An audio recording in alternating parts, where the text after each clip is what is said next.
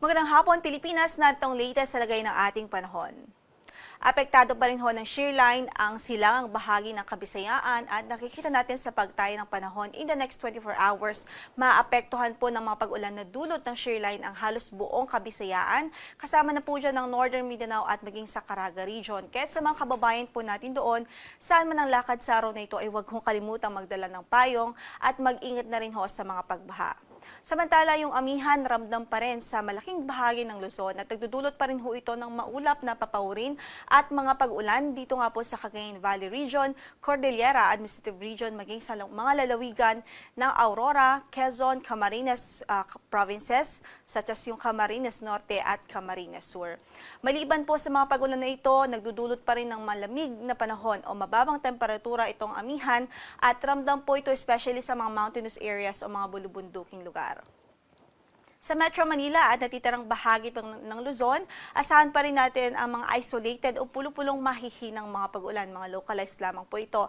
At dahil nga pa rin yan sa northeast monsoon o amihan. Samantala sa natitirang bahagi ho ng bansa, dito sa natitirang bahagi ng Mindanao, asahan natin ang posibilidad ng mga localized thunderstorms o pagkidlat pagkulog na dulot naman po ng easterlies. So very possible pa rin ho ang mga dagli ang pagbuhos ng ulan dahil sa mga localized thunderstorms.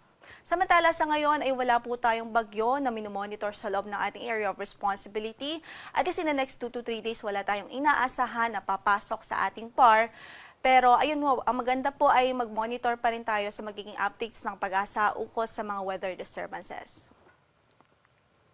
Samantala para sa pagtayo ng ating panahon bukas, asahan pa rin natin magiging maulap pa rin ang panahon na may mga pag-ulan o light rains dito sa Cagayan Valley Region, Cordillera Administrative Region, maging sa mga lalawigan ng Aurora at Quezon, maging dito ho sa Camarines Norte dahil pa rin yan sa epekto ng amihan. So again, yung mga pag-ulan na yan ay dulot po ng northeast monsoon.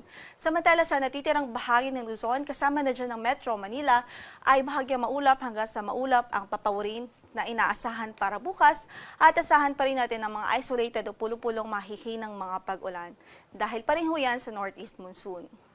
Para naman sa pagtayo ng ating temperatura bukas, sa Kamaynilaan mula 23 hanggang sa 31 degrees Celsius ang inaasahang magiging agwat. Sa Baguio naman ay 14 to 23 degrees Celsius. Sa Tugigaraw ay mula sa 21 hanggang sa 28 degrees Celsius. Medyo mababa nga po dahil sa epekto pa rin ng amihan.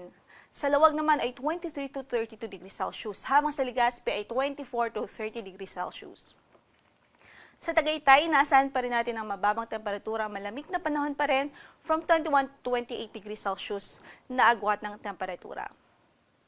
Dumako naman ho tayo sa Kabisayaan at maging dito nga po sa Palawan ay inaasahan pa rin natin ang isolated light rains bukas, dulot pa rin ho ng amihan. At para sa pagtayo ng panahon o para sa pagtayo ng temperatura, 24 to 32 degrees Celsius ang magiging agwat sa Puerto Princesa bukas o sa lalawigan ng Palawan sa araw ng bukas. Sa Visayas naman, sa eastern section of Visayas, makakaasa pa rin ng maulap na papaurin at mga pag-ulan dahil pa rin huyan sa shear line. Sa natitirang bahagi ng Visayas, yung central at western Visayas, malaki ang tsansang bumuti o mag-improve ang panahon para sa araw ng bukas. Samantala sa Mindanao, mananatili pa rin maulap ang papaurin na may mga pagbuhos ng ulan sa Caraga region, northern Mindanao, maging sa Davao region.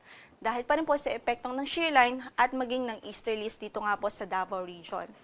Sa natitirang bahagi ng Mindanao, isolated lang o pulo-pulong mahihinang mga pag-ulan ang pwedeng maranasan, pulo-pulong mga thunderstorms o mga localized thunderstorms. Para sa pagtayo ng ating temperatura, sa Metro Cebu from 25 to 31 degrees Celsius sa magiging agwat, 25 to 30 naman sa Tacloban at 25 to 31 degrees Celsius sa Iloilo. Sa Davao City, bukas ay 24 to 30 degrees Celsius, sa Cagayan de Oro ay 24 to 31 degrees Celsius, habang sa Zamboanga ay mula sa 24 hanggang sa 33 degrees Celsius. Kasalukuyan po ay wala rin tayong gale warning na nakataas sa mga bahagi ng ating mga baybaying dagat, pero ingat pa rin yung ating mga manlalayag dito po sa northern and eastern section ng bansa dahil inaasahan pa rin natin ng maalon na karagatan doon. Kaya hanggat maaari ay mag-ingat pa rin ho, especially yung mga gumagamit ho ng maliliit na sasakyang pandagat. Samantala sa weather outlook naman po natin mula Biyernes hanggang weekend, inaasahan natin sa Metro Manila isolated o pulo-pulong mahihinang mga pag-ulan pa rin ang pwedeng maranasan ho dahil pa rin sa epekto ng amihan. Sa Baguio City, isolated light rains din ho dahil pa rin sa amihan. Habang sa Legazpi City, by Friday, ay posible pa rin ang epekto ng amihan doon ng mga pulo-pulong mahihinang pagulan. And then by weekend or Saturday to Sunday, inaasahan nating malaking chance ng mga pagulan pa rin dahil sa shear line. Samantala sa Metro Cebu, improved weather ang inaasahan mula Biyernes hanggang Sunday o sa Linggo.